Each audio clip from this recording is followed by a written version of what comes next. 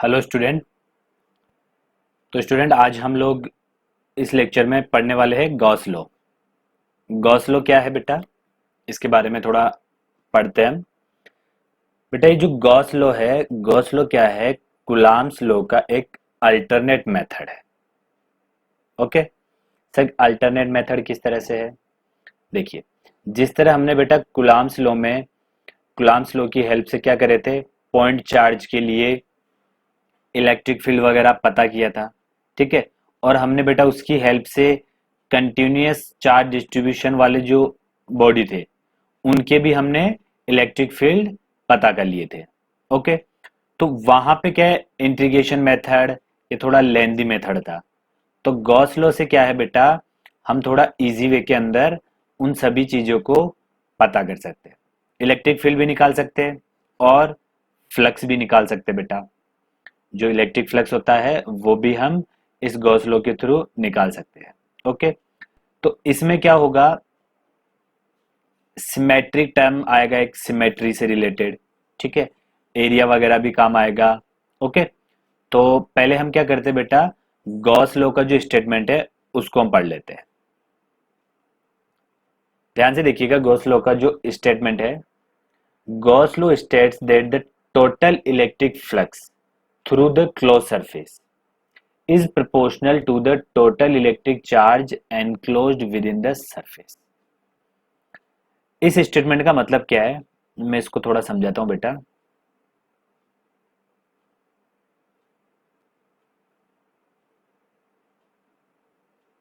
ये कोई मेरे पास क्लोज सरफेस है बेटा, और इसमें कुछ चार्ज एनक्लोज हो रखे हैं। Q1 है, Q2 है, Q3 है। ये क्या है, क्लोज सरफेस है।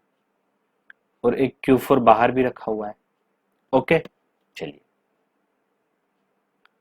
तो मैं क्या बोल सकता हूं, जो इस सरफेस के लिए, ये क्या है बेटा, एक क्लोज सरफेस है। ये जो ब्लू ब्लू कलर का सरफेस दिख रहा है, ये क्या है, क्लोज सरफेस है। इसके अंदर Q1 Q2 Q3 कुछ चार्ज एनक्लोज्ड है।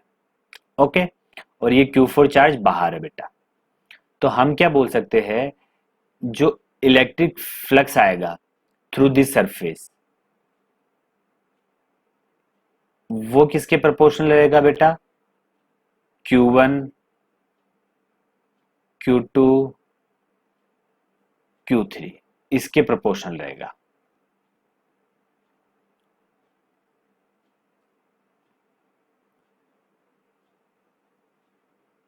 तो हम लोग क्या बोल सकते हैं, total electric flux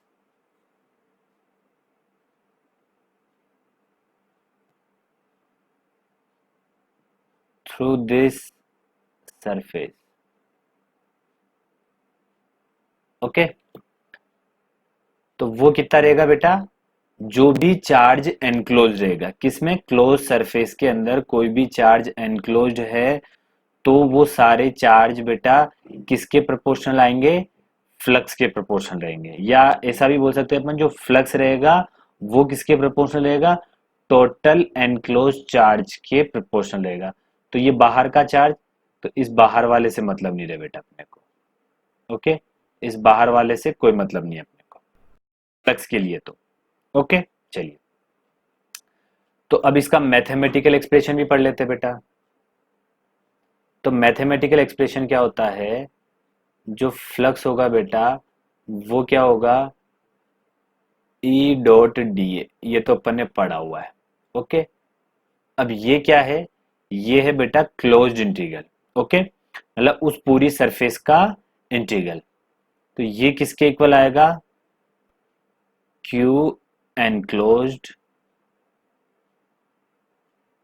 upon epsilon naught. ये क्या है बेटा, ये मैथमेटिकल एक्सप्रेशन है किसका, गॉस लॉ का। जो Q एनक्लोज्ड है बेटा, ये जो Q है, ये Q क्या है, एनक्लोज चार्ज।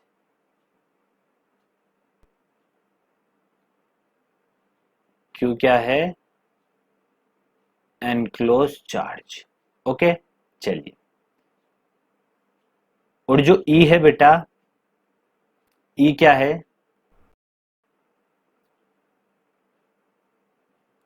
क्यू तो क्या था? Enclose charge. ई क्या है बेटा? अब इस पे थोड़ा इंपॉर्टेंस देना, देखना क्या इंपॉर्टेंस देना है। Electric field at any point on the surface. देखिए, ये सरफेस है, इस पे किसी भी पॉइंट पे इलेक्ट्रिक फील्ड है बेटा। ये इस सरफेस के किसी भी पॉइंट पे electric field, electric field at any point on the surface. Okay, अगला क्या है? Total electric field. ठीक है बेटा, total electric field and may have contribution from charges both inside and outside of the surface.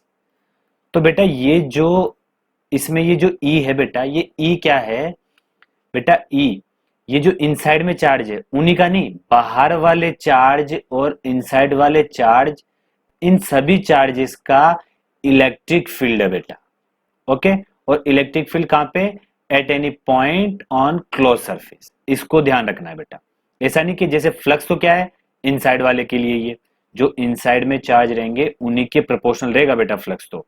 Okay, चलिए, लेकिन अब आपको अगर पूछा जाए कि ई क्या है, तो ई बेटा इन अंदर जो क्लोज सरफेस में जो चार्ज है वही नहीं है, ये बाहर वाले और अंदर वाले सारे चार्ज का थ्रू जो भी इलेक्ट्रिक फील्ड आएगा वो इलेक्ट्रिक फील्ड है बेटा ई। ओके, चलिए अब इसमें आगे बढ़ते हैं। जो गॉसियन सरफेस है बेटा, गॉस सरफेस को, जो क्लोज सरफेस है उन्हें गॉसियन सरफेस भी बोल सकते हैं। ओके, ये क्या हो सकती है? इमेजिनरी भी हो सकती है, मतलब अपन अपनी मर्जी से क्रिएट कर भी सकते हैं, और रियल भी हो सकती है, हो भी सकती है। ओके, रियल भी हो सकती है, इमेजिनरी भी हो सकती है। चलिए अब आगे बढ़ते हैं बेटा इस पे। देखिए बेटा, ये क्या है? एक क्लोज सरफेस है, ठीक है, इसके अंदर कुछ चार्ज है Q1 Q2। तो इस क्लोज सरफेस को क्या बोला जा सकता है? Gaussian surface. ओके, एक अगला पॉइंट ये है बेटा कि अगर मान लीजिए कि मेरे पास कोई सरफेस है, ठीक है, एक ये सरफेस है, दूसरा बेटा ये वाला सरफेस है, तीसरा ये सरफेस है, और इनमें कोई चार्ज,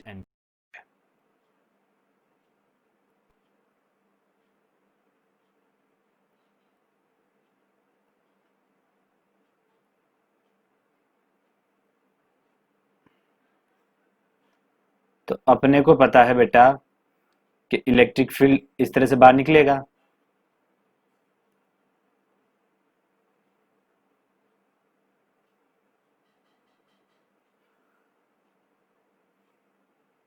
चलिए, इलेक्ट्रिक फील्ड क्या होगा बेटा? इस तरह से बाहर निकलेगा।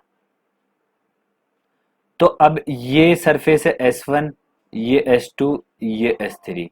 तो मैं क्या बोल सकता हूं, अपन यूं बोल सकते हैं बेटा, इन तीनों सरफेस के लिए जो फ्लक्स होगा वो क्या होगा? इक्वल होगा। मतलब five S1 is equal to five S2 is equal to five S3। ये अपन ने पहले भी पढ़ा हुआ है, ठीक है। ये शेप पे डिपेंड नहीं करेगा बेटा, चाहे शेप कैसा भी हो। जो इलेक्ट्रिक फील्ड लाइंस बेटा इस रेड वाली क्लोज सरफेस को पास कर रही है, वही इस ब्राउन वाली सरफेस को से पास हो रही है, और वही बेटा इस पिंक वाली सरफेस से क्या हो रही है? पास हो रही है। तो flux through this S1 S2 S3 are equal. मतलब ऑल सरफेसेस के लिए बेटा, यहाँ पे इन सरफेसेस के लिए फ्लक्स क्या होगा? इक्वल होगा। क्यों? क्योंकि सारी सरफेस के लिए एनक्लोज चार्ज क्या है बेटा? ये जो भी Q रहेगा, ये जो भी Q है, तो इनका सभी का वैल्यू क्या रहेगा? Q upon epsilon naught. Okay, I hope समझ में आया होगा। ठीक है बेटा, चलिए आगे बढ़ते हैं नेक्स्ट पॉइंट पे। ध्यान से देखिएगा, ये क्या बेटा? कोई क्लोज सरफेस है। ओके, चलिए, चार्ज कहां पे रखा हुआ है? बाहर रखा हुआ है।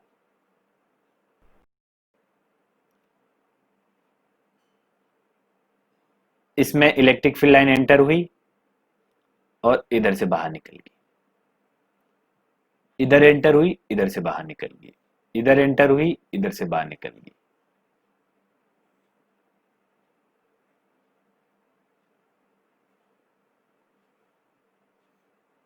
ये तो चार्ज है बेटा, इससे तो ऐसे बाहर निकलेगी।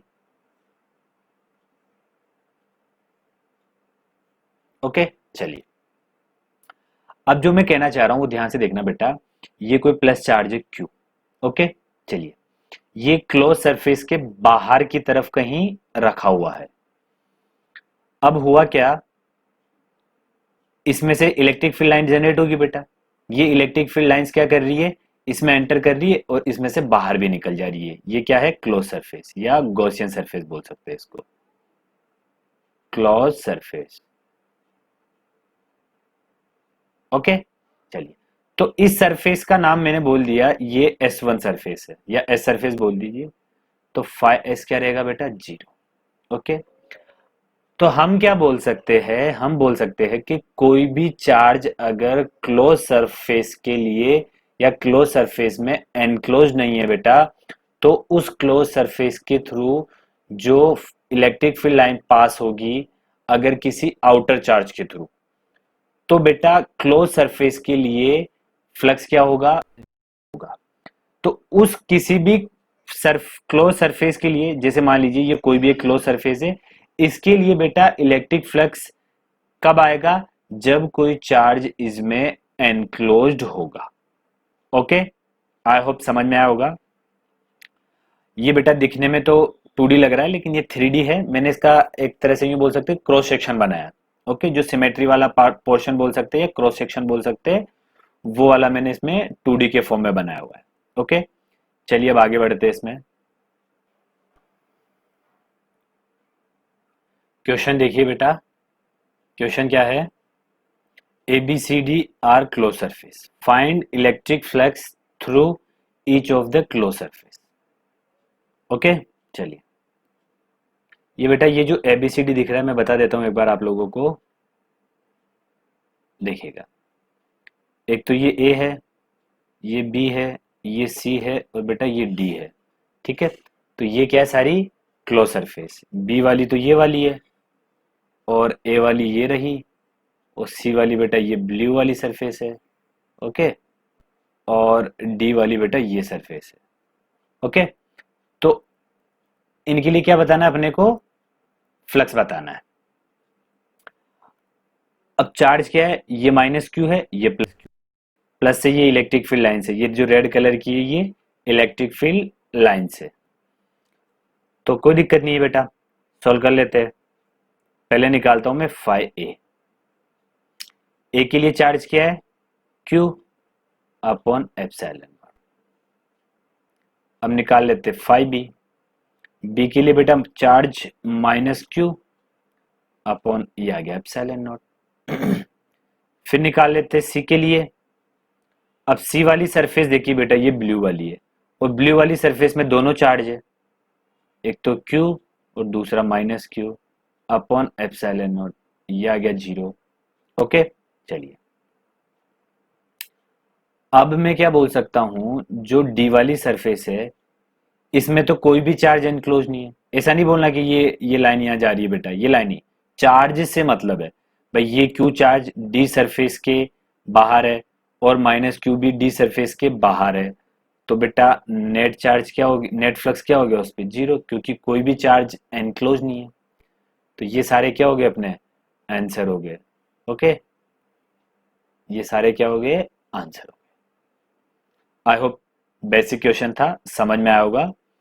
नेक्स्ट क्वेश्चन की ओर बढ़ते, वो भी अपन कॉन्सेप्चुअल सिंपल सिंपल क्वेश्चन लेंगे ताकि जो हमारा कॉन्सेप्ट है वो बिल्ड हो सके बेटा। नेक्स्ट क्वेश्चन क्या बेटा, ये चार्ज है Q1, देखिए एक बार, ये Q1 चार्ज है, ये सरफेस S1 में क्लोज्ड है बेटा ये। ओके, चलिए ये Q2 चार्ज है, ये S2 सरफेस में क्लोज्ड है। ओके, चलिए अब ध्यान से देखना, ये S3 सरफेस है। ओके, चलिए इसी तरह बेटा ये वाली S4 है, इसी तरह ये ग्रीन वाली S5 है, और ये चार्ज अपने पास Q1 Q2 और Q3 है। ओके, चलिए अब ये जो फिगर है बेटा, ये क्लोज सरफेस तो देखिए अब मैंने क्या बताया था 3D में होती है। अब ये क्या बेटा, क्रॉस सेक्शन होगा। ओके, क्योंकि यहाँ पे अपन 2D बना नहीं सकते, सॉरी 3D बना नहीं सकते, इसलिए अपन ने ये क्रॉस सेक्शन टाइप का डायग्राम गिवन है। फ्लक्स बताना है सभी का, चलिए सोल्व करते हैं बेटा सभी सरफेस के लिए। तो पहले मैं करता हूं फाई S1। अब बेटा S1 सरफेस ये देखिए, ये रही S1 सरफेस। ओके, अब जो S1 सरफेस है इसमें चार्ज क्या है, Q1 अपॉन एप्सिलॉन नॉट। और बेटा जो Q1 है उसका वैल्यू क्या है, 4 नैनो कूलम। तो 4 इंटू 10⁻⁻⁹ अपॉन एप्सिलॉन नॉट, ये हो गया इसका आंसर। इसके बाद निकाल लेते हैं फाई S2। ध्यान से देखिएगा बेटा फाई S2, जो फाई S2 है ये देखिए S2 सरफेस में Q2 है, तो Q2 upon epsilon not. Q2 का value -8 into 10⁻⁻⁹ upon epsilon not. अब निकालना बेटा अपने को फाई S3। चलिए डायग्राम में देख लेते हैं एक बार। अब S3 सरफेस बेटा ये जो डार्क येलो कलर दिख रहा है ये वाला, ये डार्क येलो। अब S3 सरफेस में भी क्या है, Q1 Q2, तो क्या आ जाएगा Q1 plus Q2 upon epsilon not. अब बेटा Q1 तो क्या है 4 इंटू 10⁻⁻⁹, Q2 क्या है -8 इंटू 10⁻⁻⁹ अपॉन एप्सिलॉन नॉट। तो ये कितना हो जाएगा बेटा 4 - 8 -4 इंटू 10⁻⁻⁹ एप्सिलॉन नॉट। तो ये क्या हो गया फाई S3 हो गया। फाई S4 निकाल लीजिए बेटा, फाई S4। अब S4 सरफेस बेटा ये पिंक वाली सरफेस है, पिंक वाली सरफेस में सिर्फ क्या है Q1 और Q3, तो बेटा इस यहां लिख लूंगा मैं Q1 plus Q3 upon epsilon not. Q1 तो 4 इंटू 10⁻⁻⁹, और जो Q3 है वो अपने को दे रखा है 2 नैनो कूलम, तो plus 2 into 10⁻⁻⁹ upon epsilon naught. ये हो जाएगा बेटा अपने पास 6 into 10⁻⁻⁹ epsilon naught. Phi S5 निकाल लेते हैं, मतलब सरफेस क्लोज सरफेस फिफ्थ वाली के लिए फ्लक्स। अब देखिए फिफ्थ वाली ये ग्रीन सरफेस है, अब इस ग्रीन सरफेस में तो तीनों चार्ज एनक्लोज्ड है, तो बेटा इसके लिए तीनों चार्ज की वजह से इफेक्ट आएगा। तो 5 Q1 plus Q2 plus Q3 upon epsilon not. तो Q1 तो है बेटा अपने पास, Q1 अपने पास है 4, उसके बाद Q2 अपने पास है बेटा -8। ओके, और Q3 अपने पास +2 into 10⁻⁻⁹ upon epsilon naught. Okay, चलिए 4 और 2 6, 6 - 8 -2, -2 इंटू 10⁻⁻⁹ एप्सिलॉन नॉट। तो ये क्या हो गया बेटा अपने आंसर हो गए। 5 2 तो ये देखिएगा, 5 1 तो ये, 5 2 ये, 5 3, 5 4 और 5 5, ये सारे अपन ने क्या निकाल लिए, क्लोज सरफेस के लिए बेटा फ्लक्स निकाल लिए है। ओके, चलिए अब आगे बढ़ते हैं नेक्स्ट क्वेश्चन की ओर। क्वेश्चन देखिए next, consider the charge distribution shown in figure, the charges contributing to the total electric flux through surface S dash. तो बेटा पूछा क्या गया है अपन से,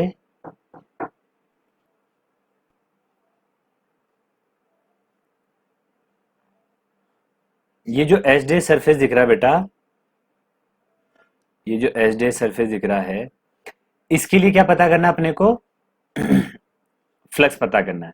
तो बेटा फ्लक्स में क्या बताया था अपन ने, जो भी क्लोज सरफेस होती है उसके अंदर जो चार्ज एनक्लोज होगा उनका कंट्रीब्यूशन होता है फ्लक्स के लिए। तो इसके अंदर कौन कौन से चार्ज एनक्लोज्ड है, Q2 एंड Q3। तो नन ऑफ दीज आंसर आ जाएगा। ओके, और वैसे अगर आंसर पूछा जाए इन ऑप्शन में से तो नन ऑफ दीज आंसर आ जाएगा। और वैसे अगर एक्चुअल में अगर ऑप्शन ना गिवन होते तो आंसर क्या आते बेटा, जो फाइव एच डेज रहता वो किसके प्रोपोर्शनल रहता, Q2 plus Q3 is equal to करके अपॉन एप्सिलॉन नॉट भी लिख सकते थे। ओके, चलिए अब आगे बढ़ते बेटा अपन। ऑप्शन ये Q1 only, Q4 only, all four charges not only, none of these, मतलब सारे ऑप्शन यही है, डायग्राम भी यही है। ओके, क्वेश्चन ये है बेटा, क्वेश्चन के बेटा मैं एक बार चार्जेस बना देता हूं। ये तो एस, ये एस डेस, और ये थी अपनी S double dash, Q1 Q2 Q3 Q4। इसमें तो है Q1 चार्ज, Q1, इसमें बेटा Q2 Q3 and Q4। Option वही है, ABCD जो ऑप्शन है ऊपर क्वेश्चन में वही ऑप्शन है।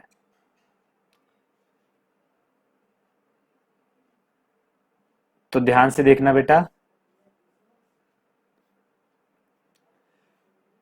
Again consider the charge distribution shown in the figure, the charges contributing, contributing है बेटा, ये स्पेलिंग मिस्टेक है, to the total electric field at chosen point on the surface, surface S dash. Okay, तो surface S dash के किसी भी point पे बेटा इलेक्ट्रिक फील्ड के लिए कौन कौन से चार्ज का कंट्रीब्यूशन होगा। ओके, चलिए तो क्या होगा बेटा ऑप्शन, इनमें से ऑप्शन होगा ऑल फोर। तो ऑप्शन क्या है बेटा, C option, all four.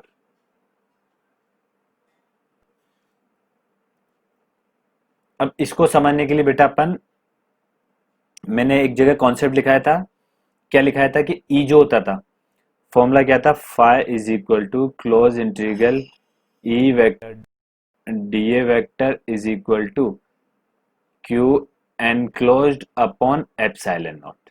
Okay, चलिए मैंने क्यू के लिए, इसके ई के लिए क्या बताया था बेटा, ई क्या था, क्लोज सरफेस के किसी भी पॉइंट पे इलेक्ट्रिक फील्ड, क्लोज सरफेस के किसी भी पॉइंट पे इलेक्ट्रिक फील्ड।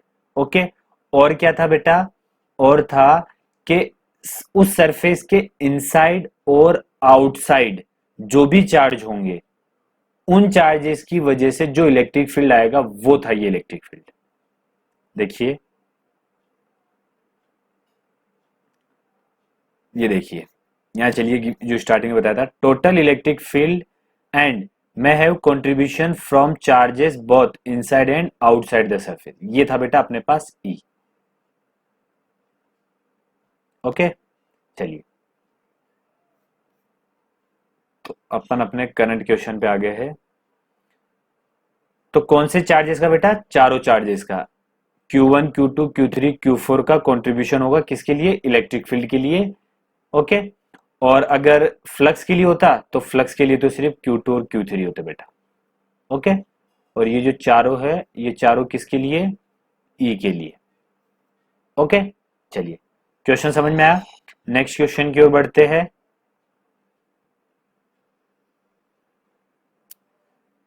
क्वेश्चन देखिए, a charge q is placed at the center of hemispherical surface, the flux of the electric field due to the charge through the surface hemisphere.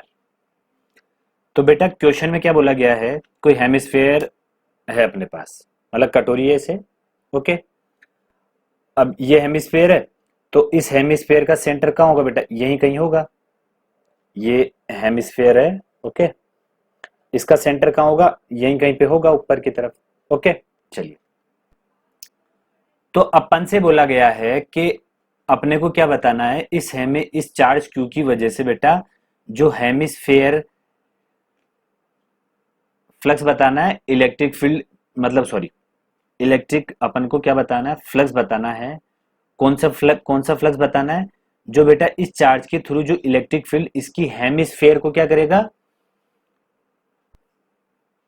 से गुजरेगा, उस electric field का क्या बताना है अपने को, फ्लक्स बताना है।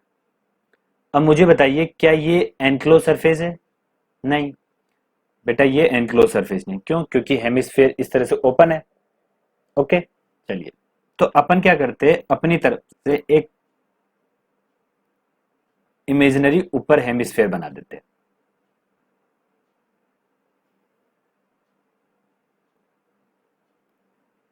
चार्ज यहां रखा था बेटा, कहां पे, सेंटर पे, ओके। अब ये क्या है, पूरी क्लोज सरफेस, ओके। और क्लोज सरफेस के लिए जो फाई रहता है बेटा, वो क्या रहता है, Q enclosed upon epsilon naught, okay. तो ये जो क्यू अपॉन एप्सिलॉन नॉट आया बेटा, ये क्या है, पूरे होलो स्फीयर का। तो फिर हेमिस्फेयर के लिए क्या आ जाएगा, हेमिस्फेयर के लिए आ जाएगा बेटा इसका हाफ आ जाएगा, ओके। जो ये गॉस लॉ है बेटा, ये सिमेट्री वाले कॉन्सेप्ट को भी फॉलो करता है। तो ये आ जाएगा अपने पास q upon two epsilon naught, okay. भाई जब इस पूरे हेमिस्फेयर की जो सरफेस है, सॉरी पूरे जो स्फेयर की सरफेस है, उसके थ्रू जो इलेक्ट्रिक फील्ड पास हो रहा है, उसका फ्लक्स क्या है, क्यू अपॉन एप्सिलॉन नॉट। क्यों, क्योंकि अपने को पता है कोई भी क्लोज सरफेस होती है उसके लिए फ्लक्स क्या होता है, क्यू अपॉन एप्सिलॉन नॉट। अब क्लोज सरफेस तो बेटा अपन ने अपनी मर्जी से, ये अपन ने ऊपर अपना ये स्पेयर रख दिया, दूसरा वाला हेमिस्फेयर, और अपन ने एज्यूम कर लिया। अपने को तो किसका पूछा गया था, सिर्फ नीचे वाले का, ये जो दे रखा है ये इसका पूछा गया था। तो इसका अपन ने क्या करा, जब पूरे का क्यू अपॉन एप्सिलॉन नॉट है बेटा, तो हाफ का कितना होगा, Q by two epsilon not, और ये अपना आंसर हो गया। आई होप समझ में आया। नेक्स्ट क्वेश्चन की ओर बढ़ते हैं बेटा। क्वेश्चन देखिए बेटा, ए चार्ज क्यू इज डिस्ट्रीब्यूटेड, ये कोई रिंग है, इसको चार्ज क्यू बेटा मिला हुआ है, ओके। और ये दूसरा क्या, स्पीयर है। क्वेश्चन पढ़ते जाइए, रेडियस आर है, a sphere of equal radius r is constructed with its centre at the periphery of the ring, okay. चलिए, इस स्पेयर का रेडियस भी आर है, इस रिंग का रेडियस भी आर है, और बेटा दोनों की जो पेरिफेरी है वो कहां से, ये देखिए इस तरह से पास हो रहे हैं, ओके। ये ओ डेज तो स्पेयर का सेंटर है, और ये ओ रिंग का सेंटर है, ओके। चलिए, अब फ्लक्स फाइंड करना है अपने को किसके थ्रू, स्पेयर की जो सरफेस से पास हो रहा है उसके थ्रू। मैं डायग्राम को आगे प्लेस कर लेता हूं बेटा।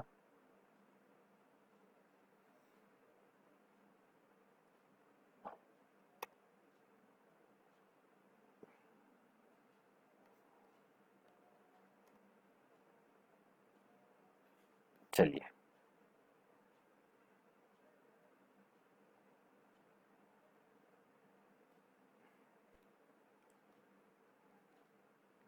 ध्यान से देखिएगा बेटा, इस ओ को मैं ओ डेज से मिला देता हूं। चलिए,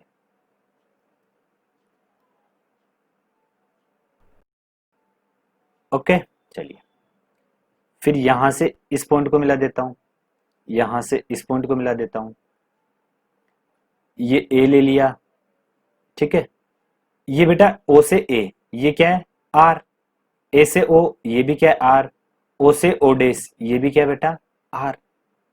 ओके, चलिए, तो फिर मैं क्या बोल सकता हूं, इसको भी यहां से मिला दिया बेटा, तो ये भी आर है और ये भी आर है, तो ये एंगल 60, ये एंगल 60, तो पूरा एंगल क्या हो गया बेटा, ये पूरा एंगल 120 डिग्री। ओके, चलिए, अब अपने को पता है, चार निकाल लेते हैं बेटा। देखिए, अब मैंने क्या बताया था कि स्पीयर के बाहर कौन सा चार्ज है बेटा, ये वाला चार्ज। ध्यान से देखिएगा, स्पीयर के बाहर कौन सा वाला चार्ज है, ये वाला चार्ज। तो फ्लक्स में इसका तो कंट्रीब्यूशन नहीं रहेगा। ओके, तो सर फिर फ्लक्स में किसका कंट्रीब्यूशन रहेगा, तो फ्लक्स में बेटा यहां पे जो चार्ज डिस्ट्रीब्यूट रहेगा, इस पे रहेगा, क्योंकि ये जो रिंग का ये वाला हिस्सा है बेटा, ये स्पीयर के अंदर आ रहा है। और मैंने क्या बताया था, किसी भी क्लोज सरफेस के लिए अगर फ्लक्स पता करना है या उस क्लोज सरफेस से कुछ फ्लक्स एसोसिएटेड है बेटा, तो चार्ज क्या होना चाहिए, अंदर होना चाहिए। तो अंदर वाले चार्ज की वजह से ही बेटा इस पे क्या आएगा, फ्लक्स आएगा। तो ये जो ब्लू कलर का जो रिंग का पार्ट दिख रहा है बेटा, इसके लिए मैं फ्लक्स निकाल लेता हूं। चलिए, अब 360 डिग्री बेटा रिंग का पूरा क्या है, एंगल। तो उसके लिए चार्ज कितना है, क्यू। तो 1 डिग्री के लिए चार्ज कितना आ जाएगा, क्यू अपॉन 360 डिवाइड रहेगा, 1 डिग्री कोई भी अगर पोर्शन ले लेता हूं, तो 120 डिग्री वाले पोर्शन के लिए बेटा क्यू 360 डिग्री इंटू 120 डिग्री। इसका मतलब 120 डिग्री वाले पोर्शन के लिए चार्ज जो रहेगा, Q/3। इसका मतलब ये वाला चार्ज कितना है बेटा, Q/3। तो बस अब निकाल लीजिए फ्लक्स, क्या आएगा, Q enclosed upon epsilon not. तो बेटा Q/3 एप्सिलॉन नॉट, ये क्या हो जाएगा, हमारा आंसर हो जाएगा बेटा। ओके, आई होप समझ में आया होगा। चलिए, आगे बढ़ते बेटा नेक्स्ट क्वेश्चन की ओर।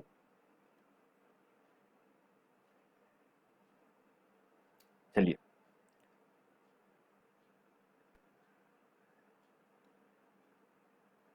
क्वेश्चन देखिए बेटा, figure shows an imaginary cube of edge L/2, ये कैपिटल L/2 है।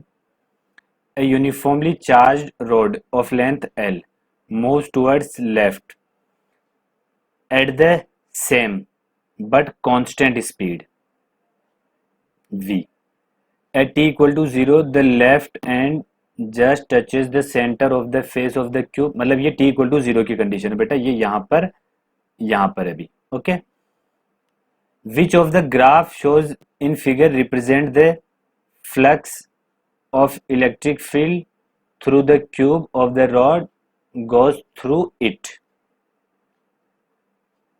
ये बेटा फ्लक्स के साथ टाइम का ग्राफ दे रखा है। ओके, चलिए, तो इसमें ये पूछा गया है कि एबीसीडी में से कौन सा ऑप्शन होगा। देखिए, जो ए वाला है वो तो बता रहा है कि टाइम के साथ बेटा ये रोड तो आगे बढ़ रही है और बढ़ के उधर निकल जाएगी, भाई इसमें एंटर होगी इमेजिनरी क्यूब में और आगे बढ़ती बढ़ती इसमें से बाहर निकल जाएगी। तो बोला गया है कि फ्लक्स क्या रहेगा, कांस्टेंट ही रहेगा। बी वाला अपने को कि वो फ्लक्स इंक्रीज करेगा टाइम के साथ। सी वाला बोलता है कि फ्लक्स क्या होगा, टाइम के साथ कम होगा। और जो डी वाला है बेटा, पिंक वाला, ये क्या बोलता है कि पहले फ्लक्स बढ़ेगा, फिर कांस्टेंट रहेगा, फिर कम होगा। अब अपने को इसको विजुअलाइज करना है कि क्या रहेगा, कैसे नहीं रहेगा बेटा। चलिए, मैं इसको डायग्राम को दोबारा बना लेता हूं।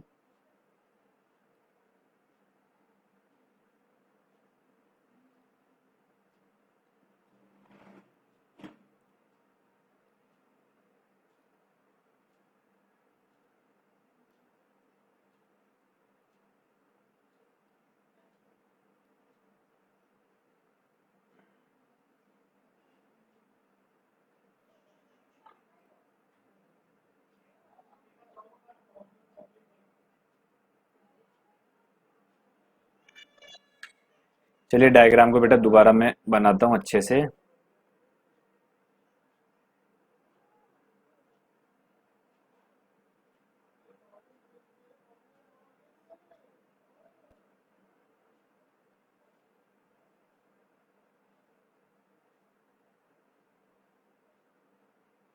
चलिए,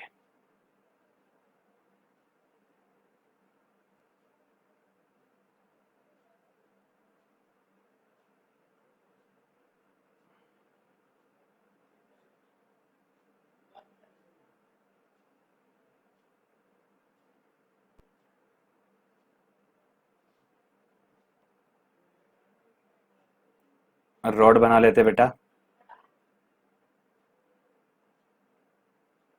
ये अपने पास रॉड है। ओके, चलिए, जो रॉड है वो क्या कर रही है बेटा, t इक्वल टू 0 पर यहां पर है, यहां पर है। ओके, उसके बाद क्या होगा, ध्यान से देखते रहना बेटा। ये एंटर होगी, अंदर एंटर हुई, तो देखिए कुछ पार्ट क्या जा रहा है बेटा, रॉड का इमेजिनरी उसके अंदर है।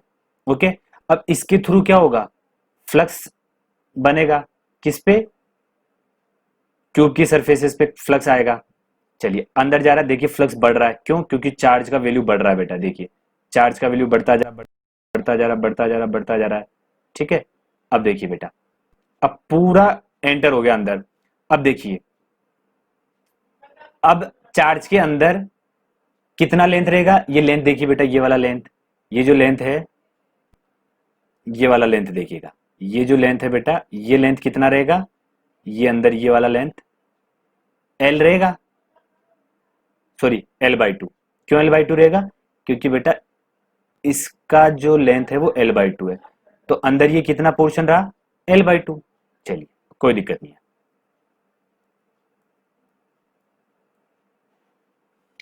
अब मैं इसको आगे एक बार और विजुअलाइज करके बताता हूं बेटा, ध्यान से देखिएगा।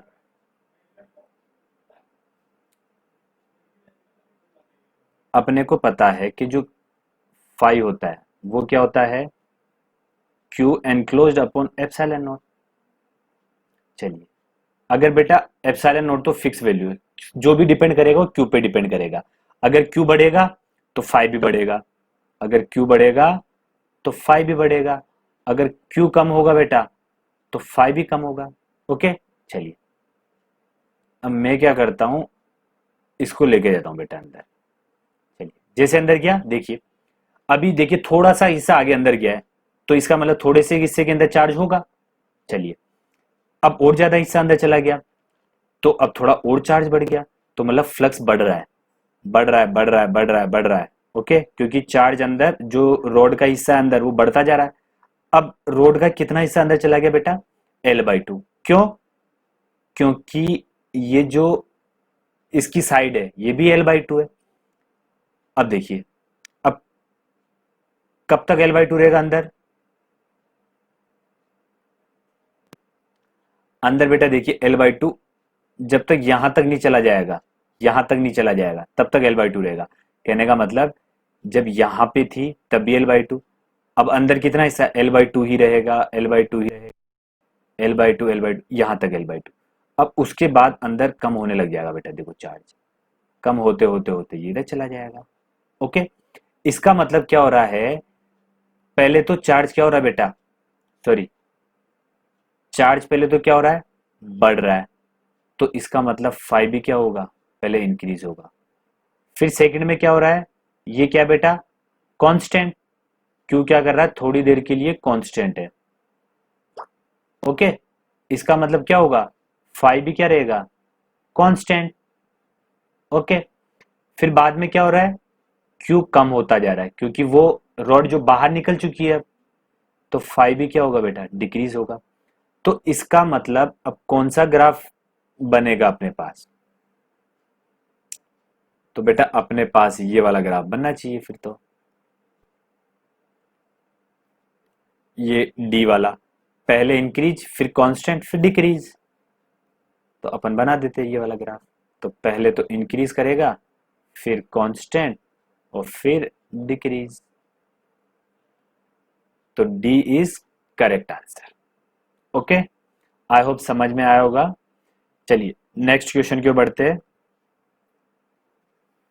क्वेश्चन पढ़िए बेटा, ए क्लोज सरफेस, ये कोई क्लोज सरफेस है, इंटरसेक्ट ए कंडक्टिंग स्पीयर्स, ये क्या है, कंडक्टिंग स्पीयर। ओके, चलिए, if a positive charge Q, ये पॉजिटिव चार्ज Q है बेटा, is placed near the sphere, find the sign of flux passing through curved surface. ध्यान से सुनना बेटा, इस Q चार्ज की वजह से बेटा, ये तो क्या कंडक्टिंग स्फीयर है, अब कंडक्टिंग स्फीयर है तो बेटा इंडक्शन होगा इसमें, तो यहां पे तो क्या हो जाएंगे बेटा, नेगेटिव चार्ज अपेयर होने लग जाएंगे। ओके, नेगेटिव चार्ज अपेयर होने लग जाएगा, और इस दूसरे साइड में पॉजिटिव चार्ज अपेयर होने लग जाएगा।